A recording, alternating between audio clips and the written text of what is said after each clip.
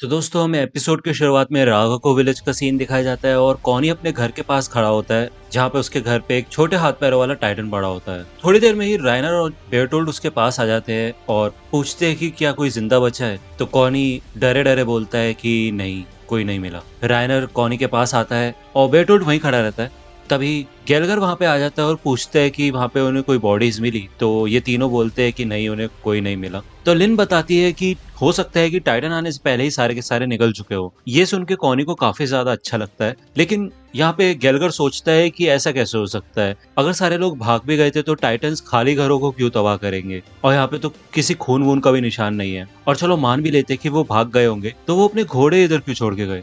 बिना घोड़ों के तो उनकी बचने की कोई उम्मीद नहीं थी। तो अब यहाँ पे क्योंकि उनके पास कुछ इन्वेस्टिगेशन के लिए बचा नहीं होता तो ये लोग वहां से निकलते हैं। कॉनी भी अपने घोड़े पे चढ़ता है, लेकिन तभी उसे महसूस होता है कि वो टाइटन कुछ बोलता है।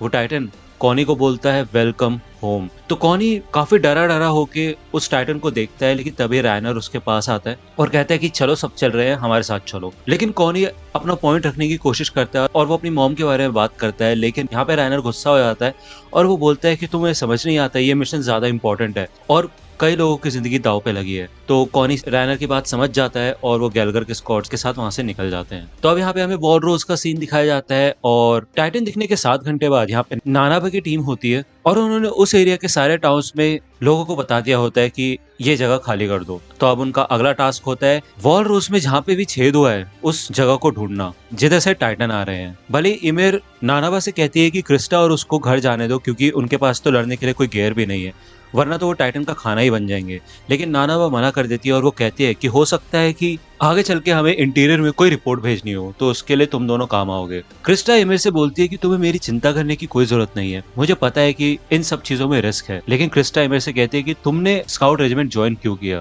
तो यहाँ पे एमिर कहती है कि कुछ भी हो, लेकिन मैंने तुम्हारे लिए ज्वाइन नहीं किया है। लेकिन क्रिस्टा एमिर को बताती है कि ये तो सभी जानते हैं कि एमिर क्रिस्टा से ज्यादा केपेबल है और 10th रैंक पे क्रिस्टा की जगह एमिर को ही आना चाहिए था, लेकिन एमिर ने जानबूझ के क्रिस्टा को आगे बढ़ने दिया। तो ऐसा क्यों हुआ। तो क्रिस्टा यही कहती है कि तुम ऐसा मेरी फैमिली की वजह से ही करती हो ना। तो एमिर बोलती है हाँ, लेकिन मैं अपने लिए लड़ती हूँ, ना कि किसी और के लिए।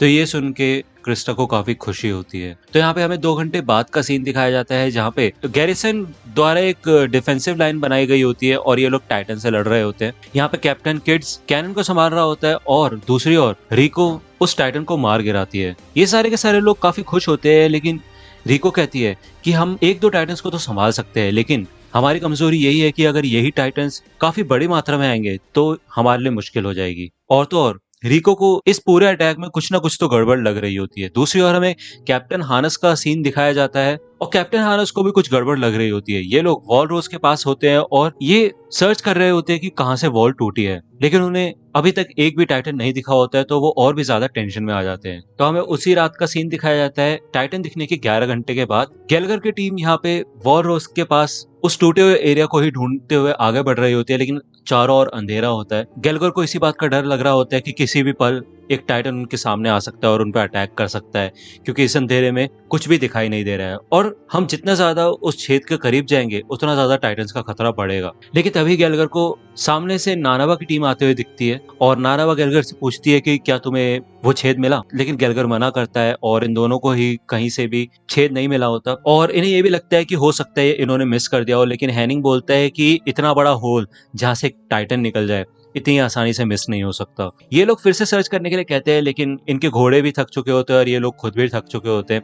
लेकिन तभी उन्हें वहां पे एक कासल दिखाई देता है और ये सोचते हैं कि अब ये सुबह सर्च करेंगे और अभी के लिए रेस्ट कर लेते हैं। तो वॉलसीना में यहाँ पे स्टोहेस डिस्ट्रिक्ट के स्काउट्स होते हैं और ये लोग एर्मिक डिस्ट्रिक्ट की तरफ जा रहे होते हैं। लीवाई देखता है कि हांजी के पास एक क्रिस्टल होता है और लीवाई हांजी को बोलता है कि क्या अब तुमने पत्थर जमा करने की हॉबी बना ली है, ये क्या कर रही हो तुम। तो हांजी बोलती है हाँ, ये क्रिस्टल फीमेल टाइटन की हार्डन स्किन का है और भले ही एनी की टाइटन बॉडी तो गायब हो गई थी, लेकिन ये क्रिस्टल वहीं रह गया। हांजी बताती है कि जब उसने वॉलसीना के टूटे हुए पत्थरों की रिसर्च की थी और जो एनी का क्रिस्टल है उन दोनों की कॉम्पोजिशन सेम है। तो ये सब इन्फॉर्मेशन ध्यान में रखते हुए हांजी बताती है कि ये वॉल्स भी टाइटन द्वारा ही बनाई गई है, जैसा कि आर्मिन ने बोला था। आर्मिन भी यहाँ पे एक आइडिया देता है, लेकिन हांजी आर्मिन का मुंह बंद कर देती है और कहती है कि पहले मुझे अपनी बात खत्म करने दो। तो अब ये वॉल्स की और टाइटन हार्डनिंग की बात करते हुए हांजी बोलती है कि अगर एरन अपने टाइटन फॉर्म में अपनी स्किन को हार्ड कर पाए तो वो आसानी से वॉल मारियो को बंद कर सकते हैं। आर्मिन भी यहाँ पे एक आइडिया देता है कि हम जब भी वॉल मारियो जाएंगे तो रात में ही जाएंगे, क्योंकि रात में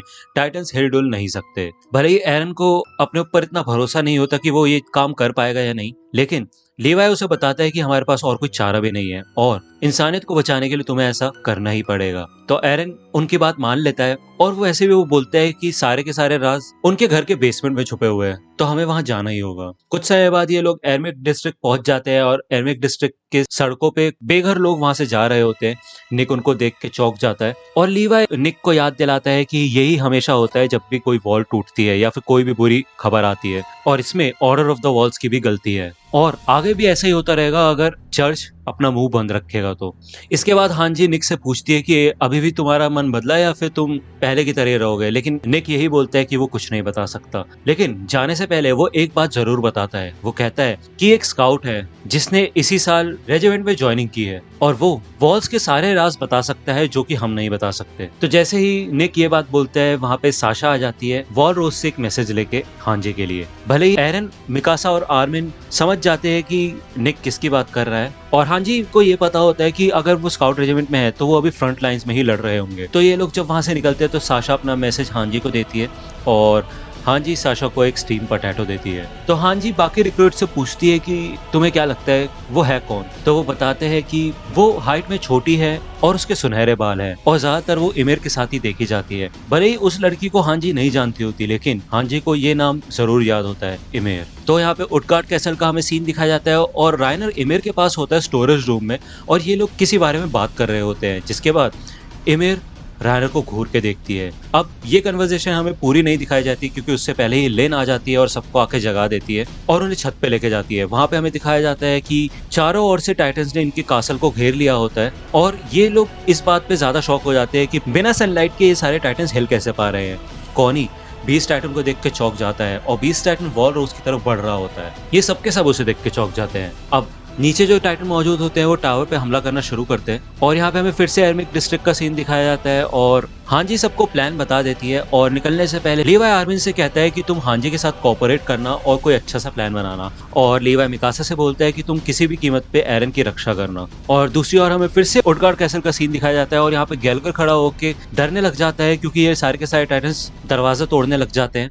वो अपनी ब्लेड्स बाहर निकाल लेता है और गुस्से से कहता है कि तुम ही टाइटन्स की वजह से मैं अपनी रात के ड्रिंक भी नहीं पी पा रहा। और बाकी 3 लीडर्स भी गैलगर को ज्वाइन कर लेते हैं और नाना भी रिक्रूट से कहते हैं कि तुम सब पीछे रहो, हमारे पास ओडियम गेयर है और हम इनको मजा चखा देंगे। तो ये लोग वहां पे लड़ने के लिए चले जाते हैं और बीस्ट टाइटन वॉर रोज के ऊपर चढ़ चुका होता है। हमें एर्मिक डिस्ट्रिक्ट का फिर से सीन दिखाया जाता है और लीवाई एरन से बोलता है कि इस बार अपने गुस्से पे काबू रखना और कोई गलती मत करना। और यहाँ पे हांजी और बाकी सब उटगार्ड कैसल की ओर निकल जाते हैं।